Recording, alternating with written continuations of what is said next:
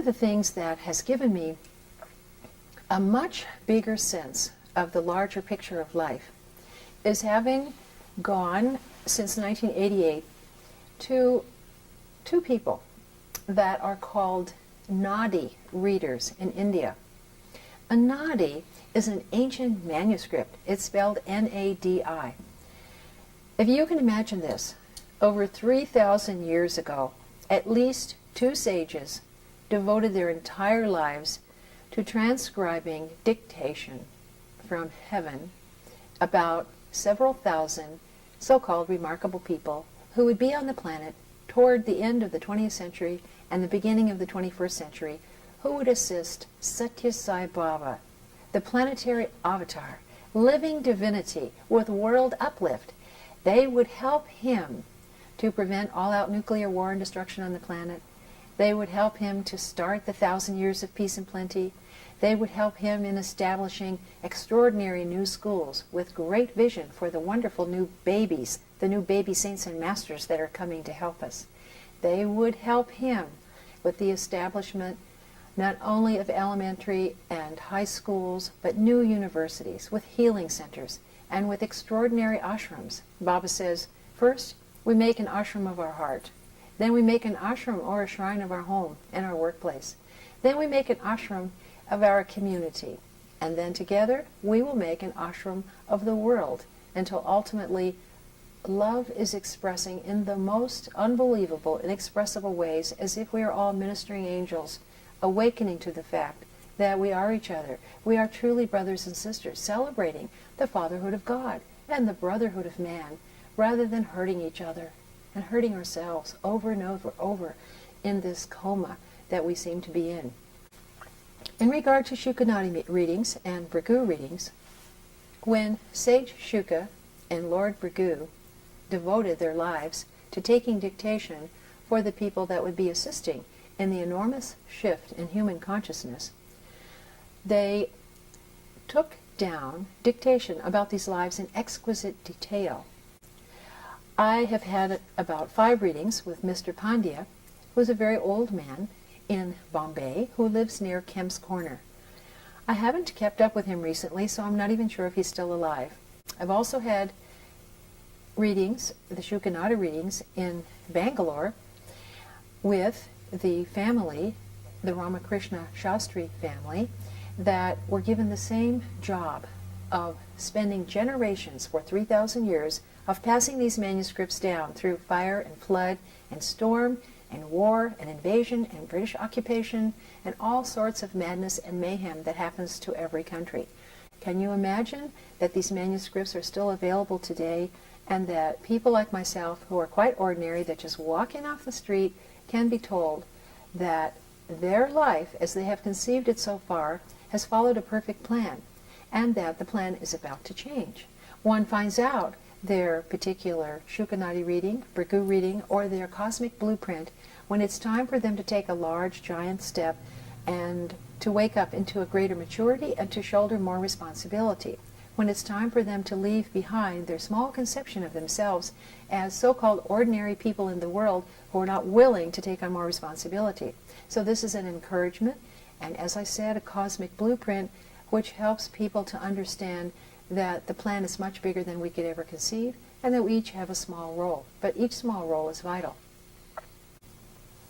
In the Shukanadi and Brighu readings, there was information given that was very hard to accept at first. The information was, first off, this soul is a Mahapurusha yogi. Whereupon she said, what on earth is a Mahapurusha yogi? The answer was, this being has been with Sri Satya Sai Baba during his Krishna incarnation, during his Shirdi Sai incarnation, which was the previous incarnation to this, as Sai Baba of Shirdi, India, and as a number of other people, Sri Shankara, who was a great saint of India, and that in that particular lifetime, this entity, known as Connie Shaw, was one of his 4 disciples who took his work throughout the world. In the most recent incarnation, this person was a duchess in England and traveled to India, lived there for quite some time as a Shirdi Sai devotee.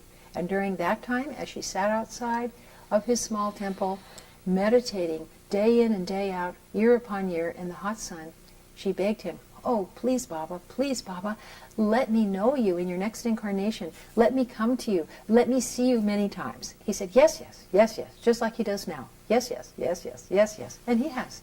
And she's very happy about that.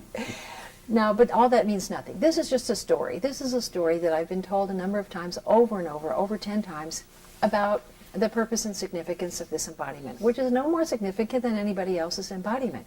It's fun to play this role, but it's not important at all. One of the things that helped me realize this is that in the past 10 years, I've nearly died 9 times, and once was from pneumonia, another time was from malaria, just recently contracted, another time was from congestive heart failure, and 3 times people have tried to take this life.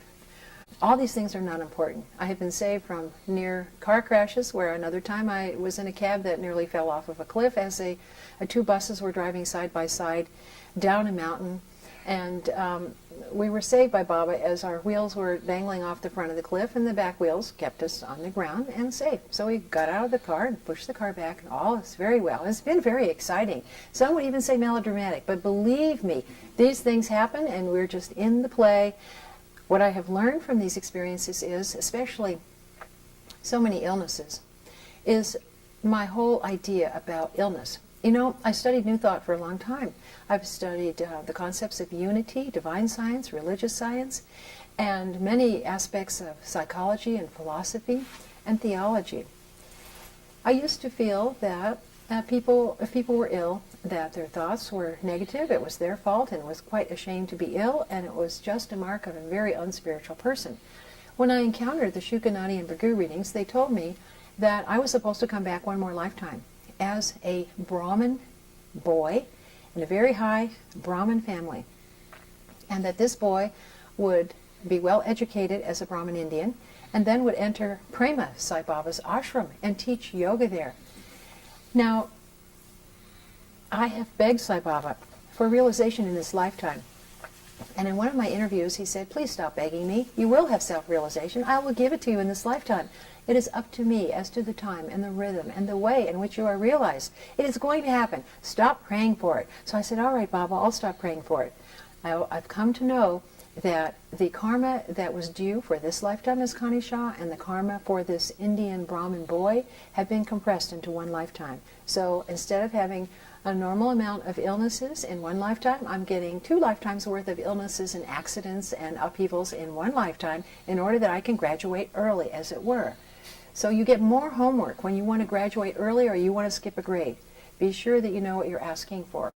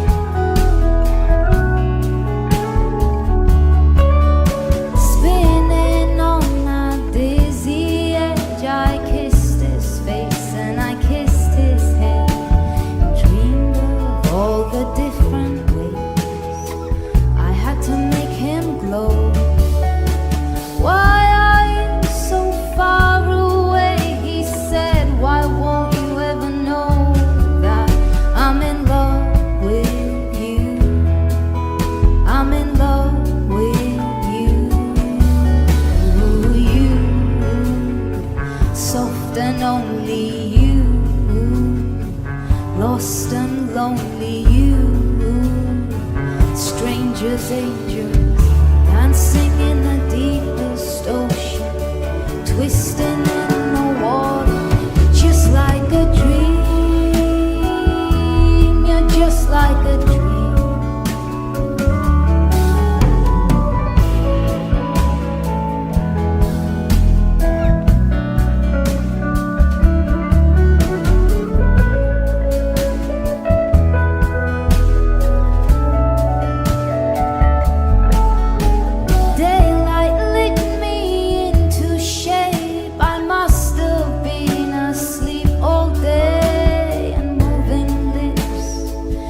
breathe his name, I opened up my eyes, and I found myself alone, alone, alone above the raging sea that stole the only boy I loved and drowned him deep inside of me.